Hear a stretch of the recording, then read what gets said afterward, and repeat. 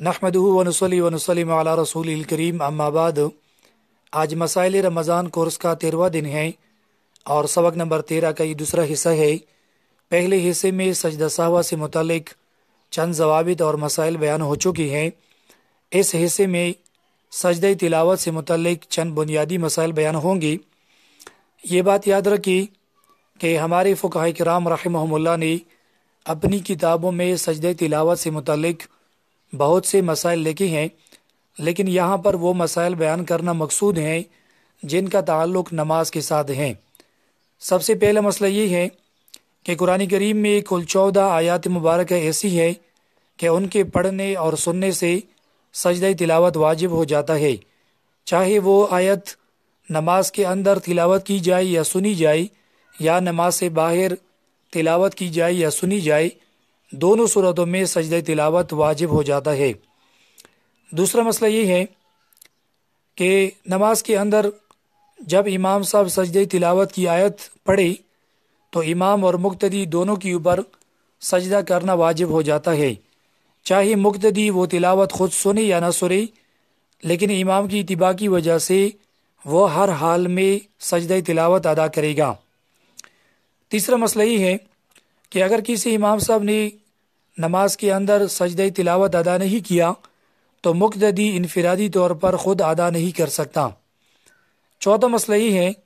کہ اگر کسی امام صاحب نے نماز کے اندر یعنی سجدہ کی آیت پڑھی اور پڑھنے کے بعد اس نے سجدہ تلاوت ادا کیا، اور پھر جب وہ کھڑا ہوا اور بقایا جو قرات ہے وہ کر رہا تھا تو اس قرات میں اس نے وہی آیت دوبارہ پڑھی جس آیت کی وجہ سے اس نے سجدہ کیا تھا، تو دوبارہ پڑھنے کی وجہ سے دوسرا سجدہ لازم نہیں آئے گا بلکہ پہلا والا سجدہ کافی ہے۔ پانچواں مسئلہ یہ ہے کہ جب امام صاحب سجدہ تلاوت کرے تو اس کے بعد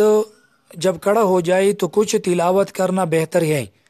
کچھ تلاوت کرے اس کے بعد رکوع کرے۔ لیکن اگر کسی امام صاحب نے سجدہ تلاوت ادا کرنے کے بعد جب وہ کھڑا ہوا تو اس نے فوراً رکوع کیا تو یہ بھی جائز ہے، اس سے نماز میں کوئی خرابی نہیں آتی۔ چھٹا مسئلہ یہ ہے کہ اگر کسی امام صاحب نے سجدہ تلاوت کیا اور پھر جب وہ کھڑا ہوا تو اس نے سورہ فاتحہ سے قرات شروع کی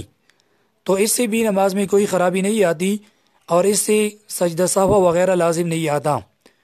لیکن یہ بہتر نہیں ہے، بلکہ بہتر یہ ہے کہ جہاں سے اس نے قرات چھوڑی ہو وہاں سے قرات آگے شروع کرے۔ ساتواں مسئلہ یہ ہے کہ اگر ایک مسجد میں تراویح کی 2 جماعتیں ہو رہی ہو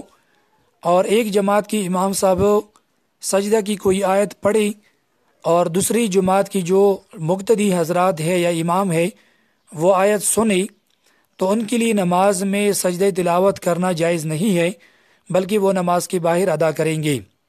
کیونکہ نماز کے اندر وہ سجدہ تلاوت ادا کیا جاتا ہے جو نماز کے اندر پڑھے، یا ایک صورت ہے وہ آگے آئے گا انشاءاللہ، اس کے علاوہ باقی صورتوں میں نماز کے اندر سجدہ تلاوت ادا نہیں کیا جائے گا۔ آٹھواں مسئلہ یہ ہے کہ اگر کوئی حافظ صاحب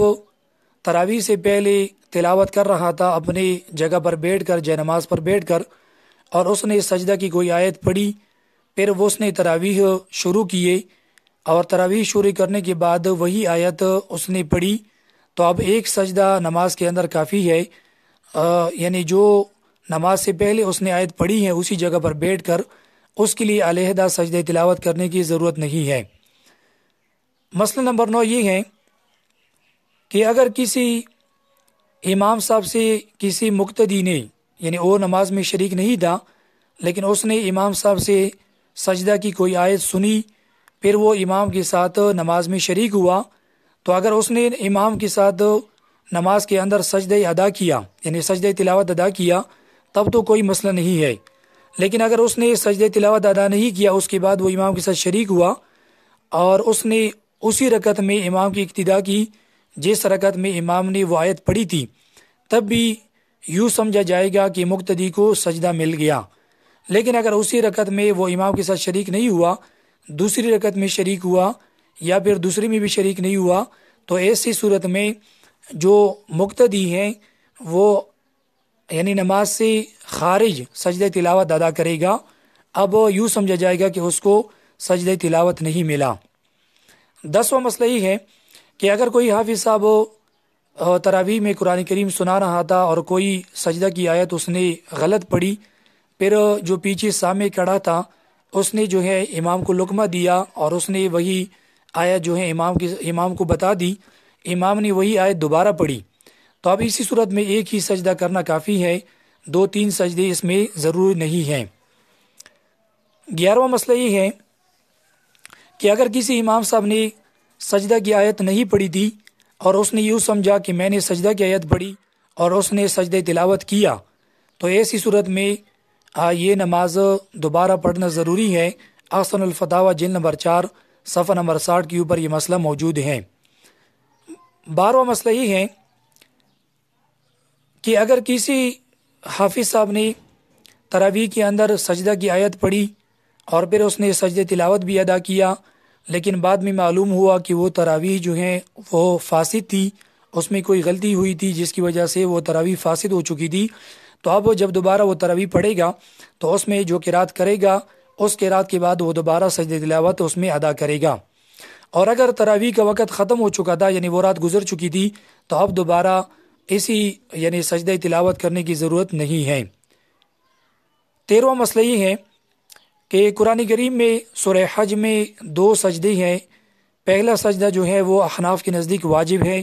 دوسرا سجدہ احناف کے نزدیک واجب نہیں ہے، البتہ امام شافعی رحمہ اللہ کے نزدیک جو دوسرا سجدہ ہے وہ بھی واجب ہے۔ اس لیے ہمارے جو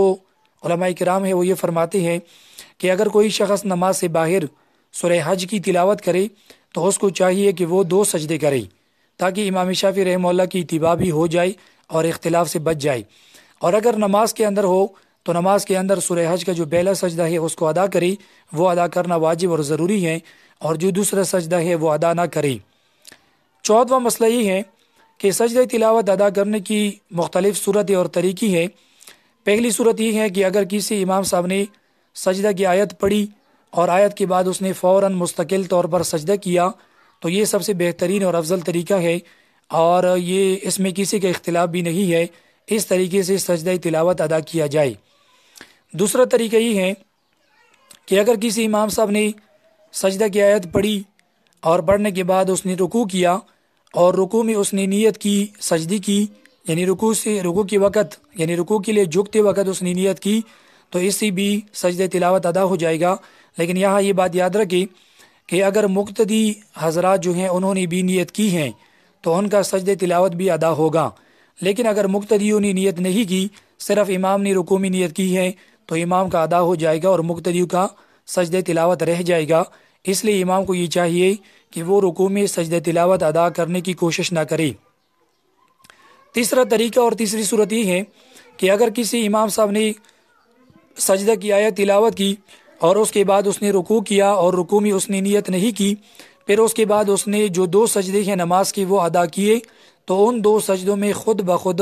سجدہ تلاوت ادا ہو جائے گا، چاہے امام کی نیت ہو یا نہ ہو، مقتدیوں کی نیت ہو یا نہ ہو۔ چوتھی صورت یہ ہے کہ اگر کسی امام صاحب نے سجدے کی آیت تلاوت کی اور پھر وہ بھول گیا اور اس نے آگے جو ہے 3 آیتیں یا 4 آیتیں یا اس سے زیادہ بھول کر اس نے پڑھ لیے، تو ایسی صورت میں حکم یہ ہے کہ جب بھی اس کو یاد آ جائے وہ فوراً سجدہ تلاوت کرے، اور سجدہ تلاوت کی بعد وہ جو ہے اگر اس نے آیت سجدہ کی بعد 4 آیتیں یا زیادہ پڑھی ہے تو وہ سجدہ سوا بھی کرے گا، اور اگر اس نے آیت سجدہ کی بعد 3 آیتیں پڑھی ہیں تو ایسی صورت میں ایک قول یہ ہے کہ وہ سجدہ تلاوت ادا کرے، اور ایسی صورت میں سجدہ سوا کی ضرورت بھی نہیں ہے۔ لیکن دوسرا قول یہ ہے، مفتی رشید احمد رحمہ اللہ فرماتے ہیں کہ اگر کسی نے بھول کر بھی 3 آیتیں پڑھی یا قصدن پڑھی تو 3 آیتیں پڑھنے کے بعد اگر اس نے بھول کر پڑھی ہے تو وہ سجدہ تلاوت ادا کرے اور آخر میں سجدہ سوا کرے، اور اگر اس نے قصدن پڑھی ہے تو یہ نماز واجب الاعادہ ہے، دوبارہ پڑھنا ضروری ہے۔ لہٰذا یہ جو صورت ہے اس میں ائمہ حضرات کو خصوصی طور پر احتیاط کرنی چاہیے کہ جب بھی وہ آیت سجدہ پڑھے فوراً جو ہے سجدہ ادا کرے، اس کے بعد 2-3 آیتیں نہ پڑھے، کیونکہ مفتی رشید احمد رحمہ اللہ فرماتے ہیں کہ 2-3 آیتوں کی تاخیر کرنا یہ جائز نہیں ہے۔ اگر کسی نے تاخیر کی تو اگر بھول کر ہے تو وہ سجدہ سہوا کرے، اور اگر اس نے قصدن کی تو نماز جو ہے واجب الاعادہ ہے، دوبارہ پڑھنا ضروری ہے۔ جبکہ اکثر حضرات یہ فرماتے ہیں کہ سجدہ یعنی آیت سجدہ کی بعد 3 آیات تک تاخیر کرنے کی گنجائش ہے،